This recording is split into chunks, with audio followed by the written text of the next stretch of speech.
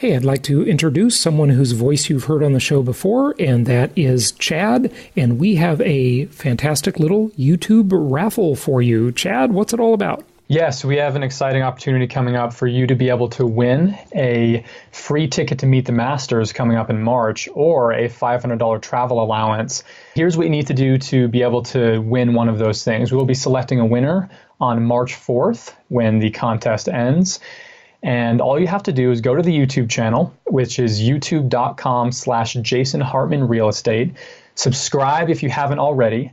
Then pick any video to watch. There's a variety of categories, everything about real estate investing, from finding the right markets, analyzing real estate deals, the economics of real estate investing, property management, financing. There's a whole wide range of videos that you can choose from, and choose one that you think would be interesting to you, watch it, and then go to the comments section and comment just a quick one-sentence comment on something that you learned from that video. And make sure to include the hashtag JHLive in the comment, and that will enter you into this raffle. Okay, so that's real easy. You just go to youtube.com/Jason Hartman Real Estate, subscribe to the channel, and then watch any video you like, and make a comment below the video of one thing you learned, include the hashtag JHLive, and that will enter you in the raffle to win a free ticket to meet the Masters or a $500 travel allowance. This ends on March 4th, so be sure to get it done before March 4th. We look forward to seeing you at Meet the Masters. Thanks for joining us, Chad. Thanks. This show is produced by the Hartman Media Company. For more information and links to all our great podcasts, visit hartmanmedia.com. Welcome to The Commercial Investing Show, where we analyze, explain, and exploit the opportunities presented in today's commercial property marketplace. If you're interested in apartments, mobile home parks, self-storage facilities, and other income property, you've come to the right place.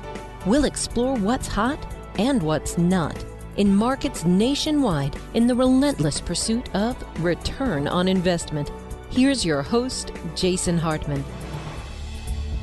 It's my pleasure to welcome Nick Vertucci. I've known him for several years now and followed his career.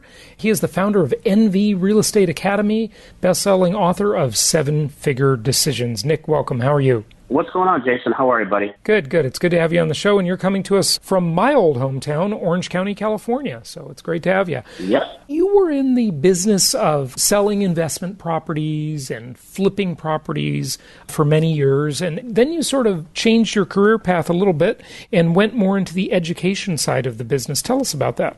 Well, sure. So in 2004, what makes it interesting in the business that I'm in now, which is the real estate training industry, is I'm a product of it. See, in 2004, I was invited to a real estate 3-day class. I was losing a tech business. I was in probably the worst financial position, worst that I've ever been in. I was losing a tech business. I was in debt, a ton of money. I was in a tough spot. And I got invited to a 3-day class. So I'm a product of the real estate training industry. And then for, 10 years plus before I got into the training aspect, I started investing in real estate. I focused and specialized in residential cash flow foreclosure properties. I created a turnkey system to help investors buy properties that were already purchased, rehabbed, had renters in them, and actually had management controlled by us around them. And we did that for a lot of years. And of course, I'm giving you the very, very abridged version. There is a whole story behind that. It wasn't the easy path that it just sounded like what I just told you. And then in 2013, towards the end of the year, I had a little something happen to me that catapulted me into the real estate training space. It really wasn't going to be my plan, but it did happen. And actually, one of the worst things that ever happened to me wound up being the best thing. And now for the past 5 years, coming up on 5 years, I've been running the NV Real Estate Academy and the National Real Estate Network, two different brands side by side, and we are teaching people how to not only flip properties, how to gap fund their money into deals safely, how to buy commercial properties, how to buy residential cash flow properties. I really love what I do. So that's what I'm doing now. But again, that's the macro look at it, man. Anything you want to know or you think your listeners want to know, feel free to dig deeper into all that. But lots of details in that, what I just told you. Sure. Well, tell us about some of these 7-figure decisions, if you would, because you really made a pretty big switch in your career. And I know we talked before, you had some partnership troubles. I like to quote my late grandmother when it comes to partnerships. Many years ago, she told me, Jason, the hardest ship to sail is a partnership. I thought that's a pretty good quote from old grandma. So she's smart. Tell us about that. She's smart, yeah. Tell us more. Well, so for me, I can bring you back to 2004, and then I'll bring you back to your question here, is when I was losing a technology business that I had run for a while, and I was doing very, very, very well for a while, and the dot-com crash happened, and then we had 9/11, we had a double-dip recession. Point is, my business tanked, and over the course of from 2000 to 2003 or 4, I was basically losing my business, and I was millions in debt. And I got a call, going back to 7-figure decisions, I got a call from a friend named Walt. And Walt basically was an acquaintance who was losing a packaging business, and misery loves company. We both built up because of lack of money intelligence, and I had a lack of life experience, I guess you'd say, in business. We both built up really big lifestyles, and when the music stopped and our businesses tanked, misery loves company. And so he called me up one day and he said, Nick, what are you doing from this Friday to this Sunday on this particular date? And I said, Walt, I have no idea why. What's up? And he said, well, I'm going to a 3-day real estate class, and they said I could bring somebody. And I thought of you because you're in the same position I am. And, I will tell you, Jason, at first I told Walt no. I said, listen, I need Friday to Sunday just to recharge my battery enough to most likely cry my way to work on Monday because of the situation I was in my business, trying to make payroll and basically losing my business with the bank and trying to figure out how to unwind out of it without making it worse. And he told me something very interesting. And he said, well, I paid $6,000 for this class. And I promise you, this is the exact thought I had. My exact thought was, thank God there's somebody stupider than me on this planet, because I couldn't believe he'd do something like that in the position he was in. But I'll tell you, interesting enough, he put a value on it, and I literally will get the chills every time I say this on my arms to think if I said no. And I said yes, and I went. And by day 2, I had made a decision that I was going to pursue this business. And I had to make some big financial decisions to do that I didn't have the money to do. I took my last bit of money out of the equity of the home I was losing. And I went for it. And Nick, by the way, what year 2004. is this? This is 2004. And what was the tech? Wait.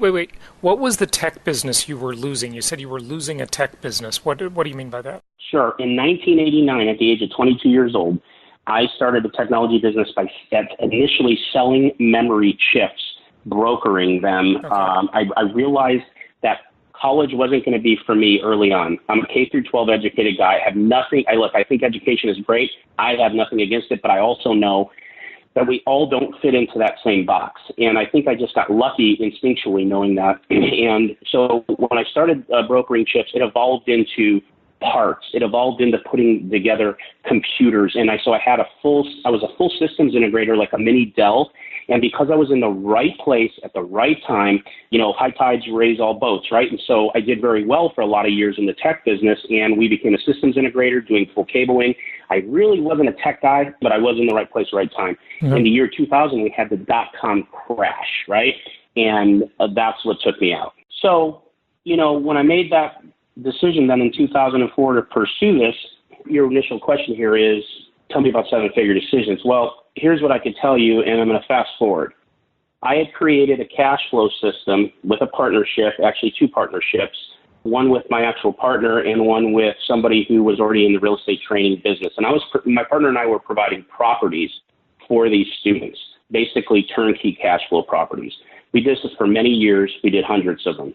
So what happens is in 2013, and again, I'm just going to brush over this, but one of the worst experiences I had for me emotionally was I got circumvented.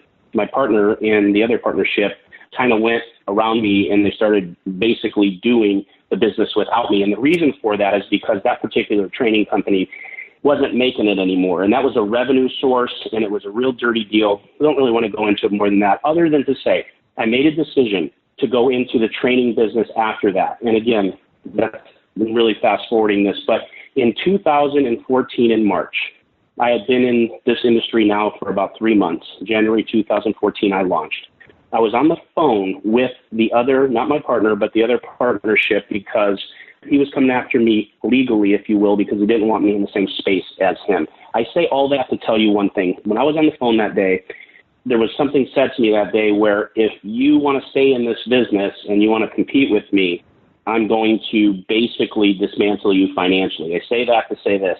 And he said, I need you to take your time because you're making a 7-figure decision right now.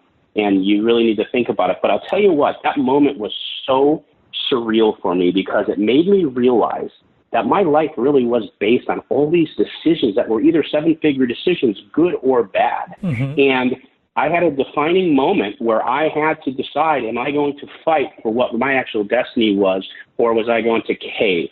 And so when I wrote the book, 7-Figure Decisions, the name of that title is from that conversation. So what I've learned is this: true leaders, people that are successful, have a common denominator. It isn't that they're the smartest person in the room.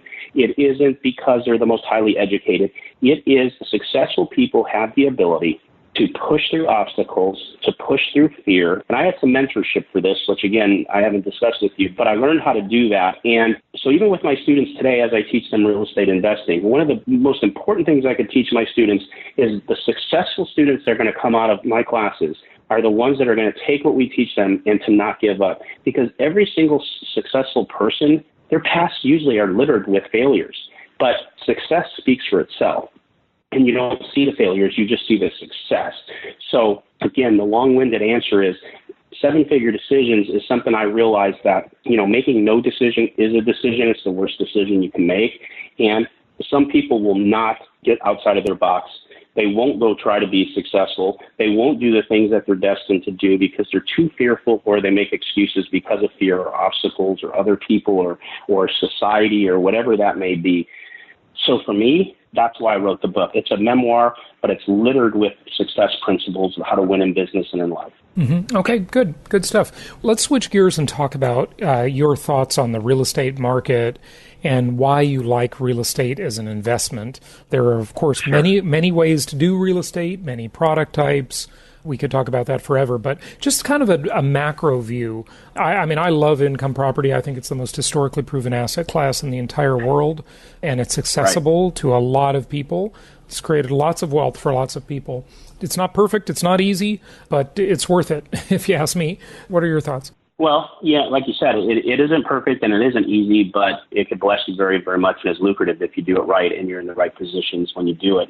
For me, one of the things that really stood out to me when I was getting my training and decided to go after this, and that was cash flow properties. And the reason is because I learned something valuable. I learned that in my business, I was in an active income business. I needed people to buy computers from me for me to continue to make a living. I wanted to start creating something that I could leave a legacy, that I could actually build to where at some point, if I didn't do it anymore, I still had enough mailbox money income. So that's how I got into this business, with the passion for cash flow initially. And, eventually I built up my personal portfolio to a point where I've accomplished that. But it wasn't easy. It was one door at a time. And then I created, of course, that turnkey system where I was selling properties to investors and making a fee on it, basically, and helping them get into the market that they probably wouldn't otherwise have been in, or, be able to hold a nice asset for a nice return. And, one of my mentors, or my actual mentor, made a statement to me and said, the properties you'll regret the most are the ones you sell. Now, of course, if you're an investor, you're going to sell a lot of properties, whether you're flipping them, you're buying them in my wholesale turnkey system, whatever it is. But the point he was making is, if you just, as somebody up in age, bought 1 or 2 properties each decade, they probably would have a whole different look at their financial future when they finally got to the time in their life where it mattered to be able to have a retirement. And, most people don't do that. And I know I don't want to depend on the federal government or any company for my retirement. So for me, it's just an amazing business if you stick to it. All the guys out there that are teaching this and talking about it, that will talk and say and get you pumped up and say it's easy, or tell you you're going to become a millionaire overnight, generally not true. Most of the time not true, and it's an untruth. Mm-hmm. But it is a business that I think everyone should consider and learn about, because most of the people of wealth in this country came from some sort of real estate investing. Yeah, absolutely. Well, good stuff. What are your thoughts on the economy and the direction of the market? Everybody loves predictions and loves to hear other people's ideas of where things are going. Well, I can tell you our economy, you can look at it two ways. Of course, it's doing wonderful and jobs are great and the stock market is on an all-time bull run that it's never been on. But, there's also some problems with the economy, and we have a lot of national debt. And a couple of elections or a couple different things happen or some change in policy or interest rates, of course, are going up, which you and I know that, you can make money in an up market, a down market, and a linear market. I feel the market may be not sizzling as much in real estate coming soon. I don't think we're in any massive bubble, if you will, but there's still plenty of money to be made flipping. There's still a ton of low-hanging fruit out there if you buy right on cash flow stuff. Right now, a lot of people like to put their money into REITs, but with interest rates rising, you got to be careful with the mortgage REITs, but it's still a lot of the equity REITs are still performing really well, even with the interest rates going up. But I don't think anyone with real certainty can give you an exact forecast. I always believe there's just tons of different moving parts to the real estate business into our economy. Yeah, of course. Good stuff. What do you want to tell people? Maybe a question I haven't asked you or just anything you want to talk about? There's probably so many things that I could want to talk about, but I just think that one of the things I'm most passionate about is whether we're talking real estate investing or starting your own business or whatever it is, what I think I'm most passionate about in the business I'm in, even though I'm specialized in real estate investing, is I just want to remind the people out there that we're in the greatest country ever, regardless of our politics, regardless of whatever problems we have or issues. And there's so much opportunity out there. And I think just the thing that really is the passion of mine is just to want people to get outside of their comfort zone, to have an entrepreneur spirit. And whether it's on a part-time level or a full-time level or any level, just get out there and create something, because there's tons of wealth to be created. And I just see a lot of people that want that and they want to do that, but they just won't get outside. Your strongest muscle in your body and your asset you have is your mind. And I know there's so many self-help things out there, and I don't believe that you can just be positive and a check's going to show up in your mailbox. I believe you have to get off your can and go work harder than the next guy to do it. But I also do believe that if you do tap into a positive attitude, you do tap into learning how to overcome fear, I believe you're capable of anything. And I do believe that real estate investing, for some people, is the most incredible business to be in. Yeah, definitely. Talk to us maybe before you go, Nick, about any more of those seven-figure decisions. Are there some specific decisions, or are you just generally saying, this is a seven-figure decision? And I agree, it's truly amazing how important a couple of decisions can be. They can last for decades. You're right. Yeah. It's like that old saying of, now you made your bed, you got to sleep in it, right? Yeah. I could just answer it this way. I don't know if I could get micro on it, but on a macro look at that is decision-making is one of the most important things a successful person, if you're going to be successful, you have to have. Even if you make a series of bad decisions, let's say you were going to make 10 decisions in your business or in anything to do with business, and you made 9 bad decisions and the 10th was an absolute hit, all the other 9 were worth it. I still make tons of bad decisions, but I'm capable of making one. And I think a lot of people aren't because of, again, life, fear, obstacles, and they won't make them. And no decision is the worst decision you can make. And so for me, when I had that said to me in 2014 of March, it really was a surreal moment. It finally dawned on me that, me not going to college could have been a 7-figure decision, good or bad. For me, it was actually good because that wasn't my destiny. When I decided to say yes to that 3-day class, I'll tell you what, I said no initially. And that's, life is a game of inches. And that was a 7-figure decision. And man, I got to tell you, I made a lot of negative ones too that came back to, to not be perfect, but that's okay because I was still capable of making them. Even in my business today, I will make some decisions that aren't perfect, but I have the ability to make another one and correct it. And all I mean by that is you have to be able to put yourself out there. I have a thing that I say, it's called see it, believe it, map it, and execute it. And the premise of that is you first have to see wherever you're going. You have to have that vision. Nobody else can see it for you. You got to know what you want.